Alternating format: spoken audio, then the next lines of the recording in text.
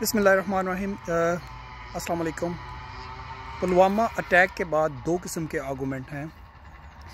एक जो सूरत हाल की कशीदगी है उस पे हिंदुस्तान की जो अक्सरियत बेवकूफ़ अवाम है, एक आर्गूमेंट उनके लिए है कि आपने सारा ड्रामा रचाया और 350 लोग मारने का दावा किया, मीडिया ने बहुत प्रोपेगेंडा किया, लेकिन ना तो कोई किसी का वहाँ से जनाजा उठता नज़र आया, ना किसी का घर तबाह नज़र आया वहाँ पे, और ना ही कोई वहाँ पे नुकसान के शवाहिद मिले।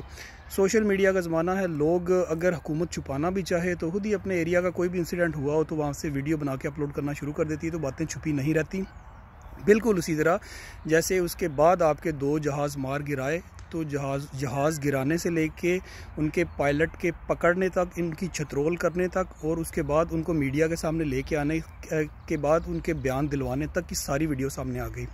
तो जो बात होती है वो जो है वो सामने आ जाती है, और जो सिर्फ न्यूज़ की हद तक होती है और बेशुमार जो अक्सरियत उनकी बेवकूफ़ लोग हैं, यकीन करने वाले, वो अगर जश्न मनाते रहें, इस पे तो मनाते रहें। इससे तो कोई भी जो अक्लमंद इंसान है वो तो सिर्फ इस पे हंस ही सकता है, उनकी इस जो है ना वो मेंटल कंडीशन पे। अच्छा, दूसरा आर्गूमेंट ये है कि जो बहुत थोड़े बंदे वहाँ पे इस चीज़ को समझते हैं वो ये है कि अगर जंग होगी तो होगा क्या। ये तो बेवकूफ़ी है कि हम लोग खुद भी तबाह हो जाएंगे, आपको भी तबाह कर देंगे। तो दोनों, सारी दुनिया को पता है कि ये एटॉमिक कंट्रीज़ हैं दोनों, और ऐसा पॉसिबल नहीं है कि जंग हो जाए। तो जब भी कुछ होगा ये हल्की फुल्की शरारत ही होगी, जैसे अभी हो रही है, इससे पहले हो चुकी होगी।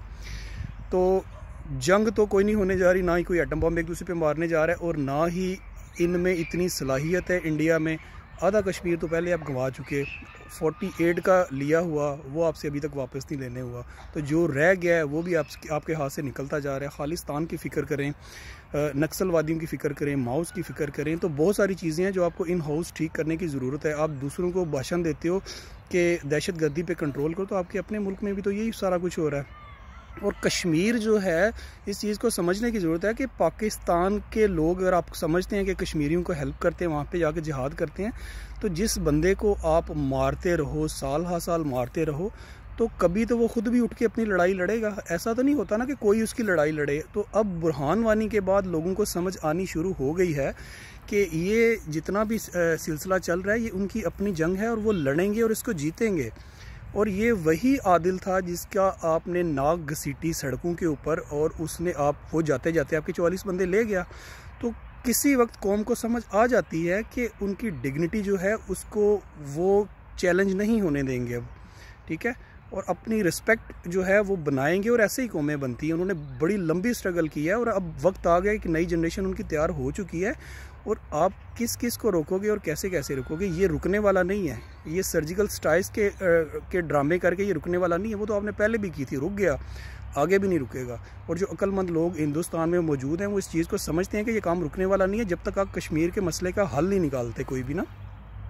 तो ये काम होते रहेंगे, और पाकिस्तान के ऊपर अटैक करने से भी कुछ नहीं होगा। पाकिस्तान आप पे अटैक करेगा फिर भी कुछ नहीं होगा, वो मसला फिर भी वहीं पे है। जो लोग वहाँ पे सफ़र कर रहे हैं उनके अपने ग्रीवेंसेस हैं, तो वो उसका बदला लेंगे। जिनके भाइयों को आपने मार दिया, जिनके बच्चों को पैलेट्स गन से आपने अंधा कर दिया, तो वो तो बदला लेंगे। उनको इस चीज़ से कंसर्न नहीं है कि आपने पाकिस्तान पे हमला किया या नहीं किया।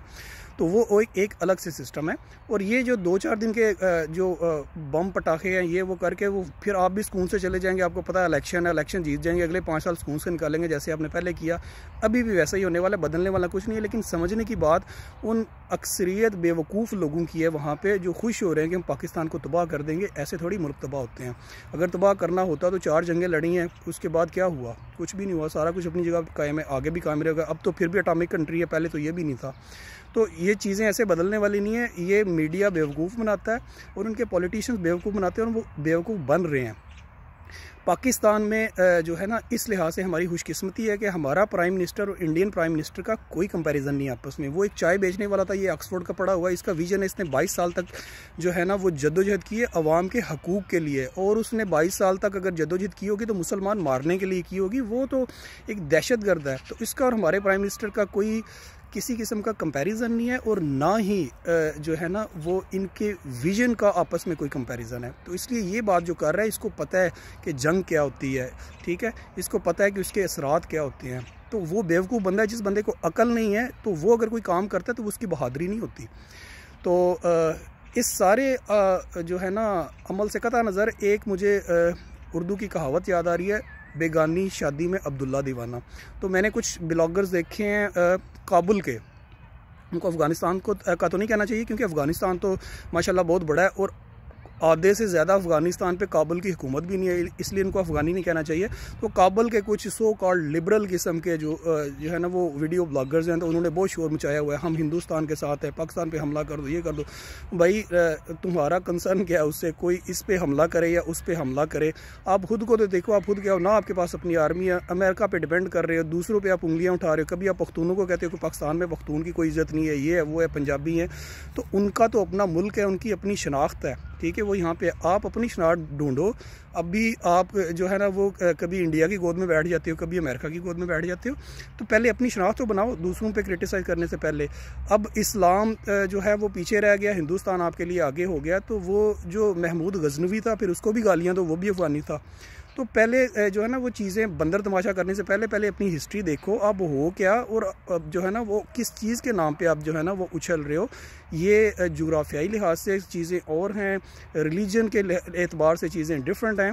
तो सिर्फ जो है ना वो वहाँ पे बैठ के उछलना और हिंदुस्तान को हम सपोर्ट करते हैं, पाकिस्तान को मार दो, नारे लगाने से कुछ नहीं होता। ये काम जो है ना ये सिर्फ नारे लगाने से अगर होते तो इतनी बेवकूफ़ अवाम है हिंदुस्तान की, अब तक ये सारे का सारा पाकिस्तान तबाह हो चुका होता। लेकिन हकीकत ये है कि कश्मीर पहले सारा उनके पास था, आधा अब इधर है, ठीक है। हकीकत ये है कि ये एक एटमी मुल्क है। हकीकत ये है कि अभी आपके पायलट ज़िंदा हमने गिरफ़्तार कर लिए हैं, तैयारे मार गिराए हैं। तो ये हकीकत है, इसको जान के जियो। Thank you.